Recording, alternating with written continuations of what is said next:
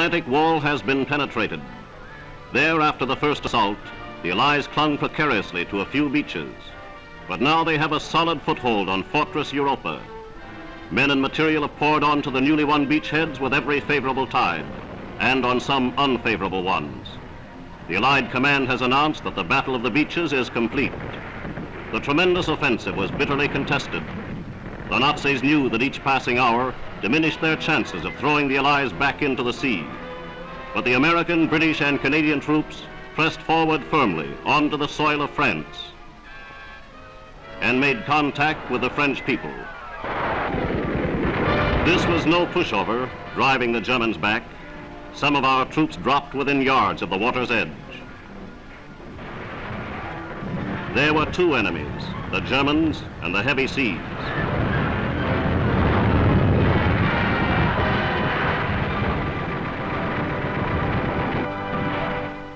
German prisoners were taken almost at once. American and British aircraft supported the shock troops magnificently, preventing the Germans from marshalling reinforcements. American marauders plastered peaceful-looking forests, the hiding places of Nazi tank formations and vicious dumps of high explosive.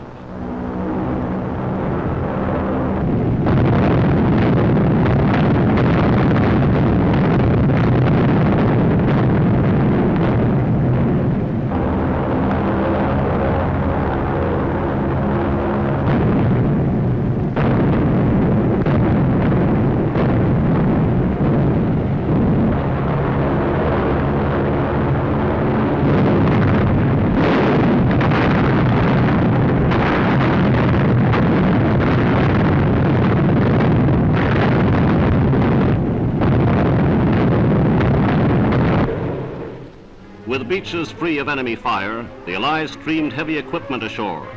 Lumbering bulldozers set about clearing the way for vital air landing strips. The blast of Allied shells left shattered German defenses and many dead German defenders. Survivors were given prompt attention by medical corps men. Some were grateful, many bewildered by the smashing Allied blow.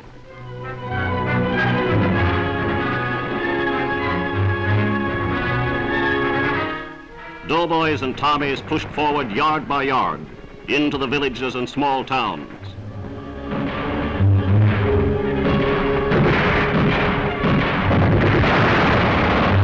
And more prisoners fell into their hands. Some were still arrogant, reluctant to raise their hands in defeat. Landing craft carried the captives back to England. This then is Hitler's invasion of Britain. They come now, defeated men, to the confinement behind barbed wire.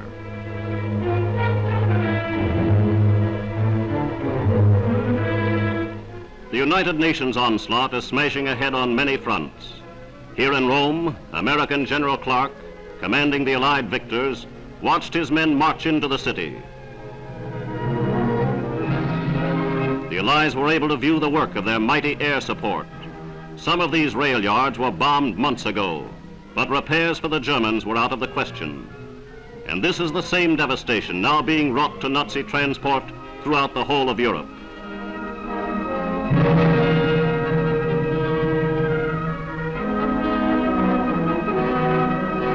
In their triumphal entry into the Eternal City, United Nations troops move past great monuments of antiquity. The long history of the ancient city has seen few more joyous events. The liberators were acclaimed with ecstatic fervor. Rome is the first great capital to be freed from the enemy.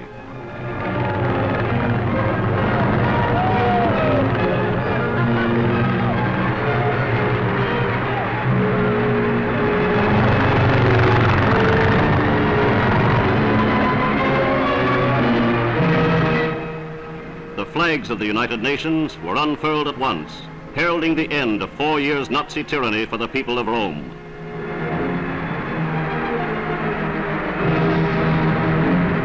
And here is the balcony of Piazza Venezia, where Mussolini once harangued his people.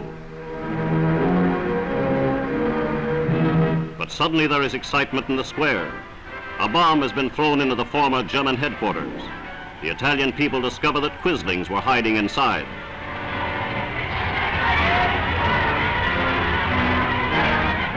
and soon they smashed their way in.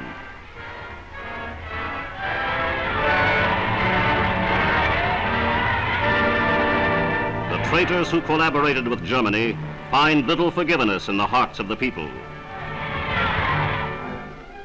As General Clark rode through the capital, American flags found their way into the hands of liberated Italians.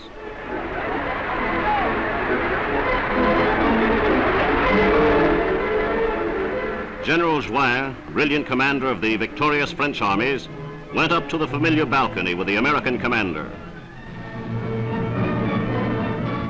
Then the drama shifted to St. Peter's. His Holiness the Pope was about to speak, and nearly 500,000 packed the historic square.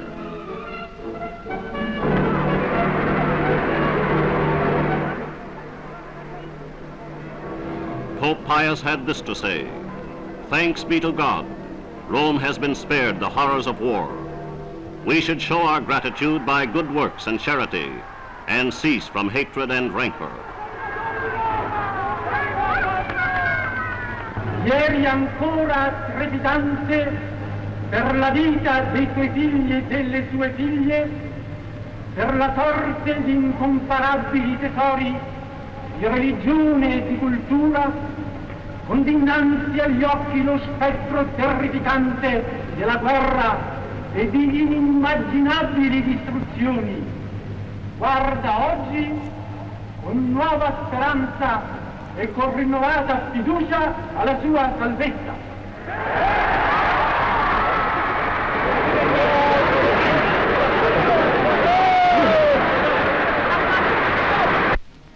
Back in the English Channel, great convoys of troops and reinforcements continued to move toward the beaches of Normandy.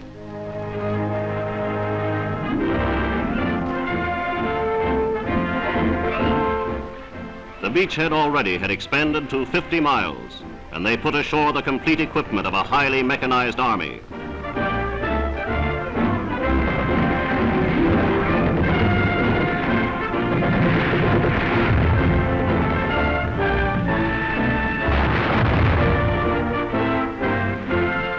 Pinpoint shooting put numbers of Nazi tanks out of action, and in the skies, bombers and fighters maintained cover for the ground forces below.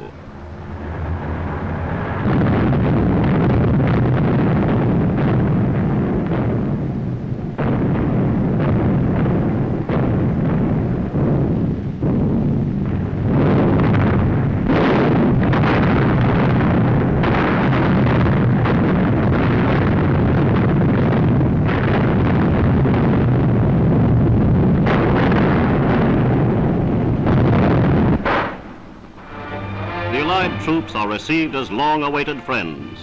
Peasants show them the way, warn them where to expect mines, and give all possible help.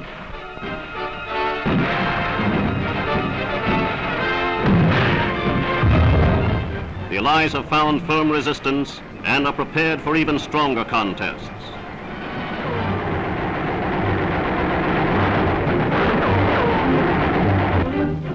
Less than a week after the initial landings, we had taken 10,000 prisoners. There is much hard fighting ahead, but the Germans are now faced with a three-front war: in the northern reaches of Russia, in the mountains of Italy, and here against this most tremendous military operation in history.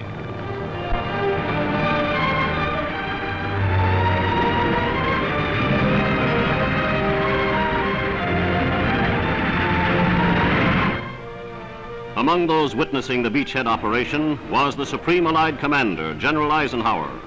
Here he meets with Admiral Ramsey, Chief of Naval Operations, and with Britain's great soldier, General Montgomery. The Supreme Commander is on hand to learn firsthand how the offensive is going. What he learned was good indeed. The meeting of these brilliant leaders symbolizes the unity of the United Nations forces they represent. The conference over, the British leader returns to his Normandy headquarters to get on with the business at hand.